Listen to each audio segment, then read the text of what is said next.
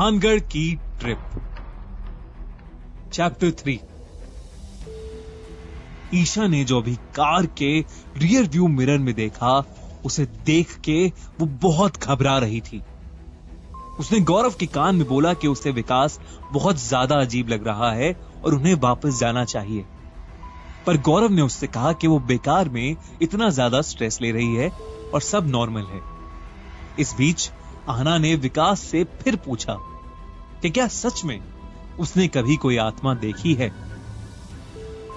विकास ने उन्हें बताना शुरू किया कि अपने करियर की शुरुआत में वो एक बार रिसर्च करने के लिए राजस्थान के गांव कुलधरा गया था। शाम ढलते ही वहां हवा में भारीपन सा हो गया था।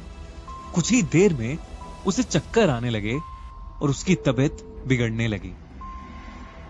दूर दूर तक जहां कोई इंसान नहीं था, उसे अचानक एक बच्चा उसके पास से गुजरता दिखा।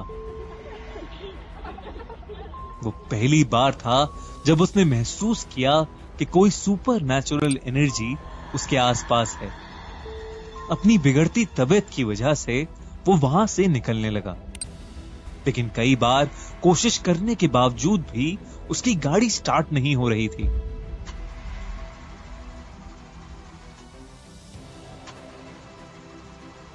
उसने गाड़ी से बाहर निकल के देखा तो उसके बोनट में कुछ कचरा फंसा हुआ था।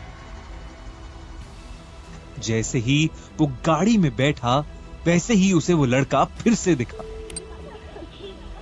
वो लड़का तेजी से उसकी गाड़ी के पास आ रहा था, लेकिन विकास ने अपनी गाड़ी जल्दी से स्टार्ट करी और वहां से बहुत दूर निकल गया। विकास ने बताया कि उस दिन के बाद कई बार वो अलग अलग आत्माओं से रूबरू हुआ है। वो ये सब बोल ही रहा था कि उसे कुछ ही दूर सफेद साड़ी में एक औरत दिखी और वो एकदम से चुप हो गया। वो औरत रोड के एक साइड पर खड़ी थी और उसके बाल बिखरे हुए थे। वो अपना हाथ आगे करके लिफ्ट मांग रही थी। विकास ने तुरंत अपने बैग से अपना एक स्पेशल डिवाइस निकाला जो आसपास की नेगेटिव एनर्जीज और इलेक्ट्रोमैग्नेटिक वेव्स को आइडेंटिफाई करने के लिए यूज करता था। उसने जैसे ही वो डिवाइस ऑन करी, वो जोर जोर से बजने लगी।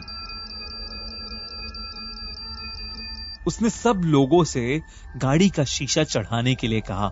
अचानक वो औरत विकास की गाड़ी के सामने आ गई, लेकिन विकास ने गाड़ी नहीं रोकी।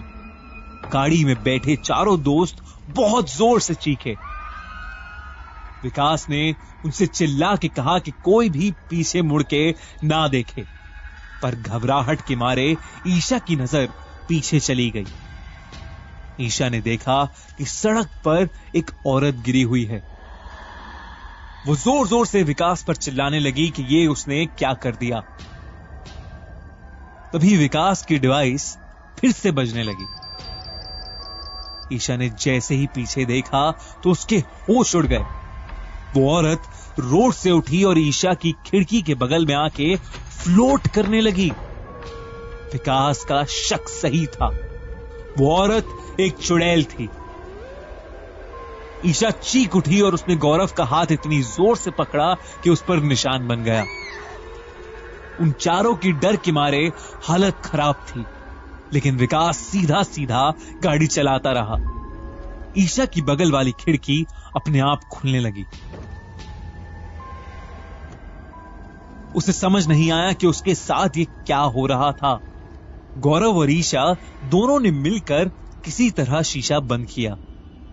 ईशा का रोना निकल गया। जो दृश्य वो चारों देख रहे थे वो अविश्वसनीय था।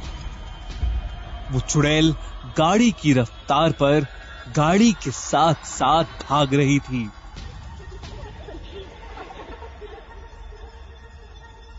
इस कहानी का अगला भाग सुनिए अगले एपिसोड में।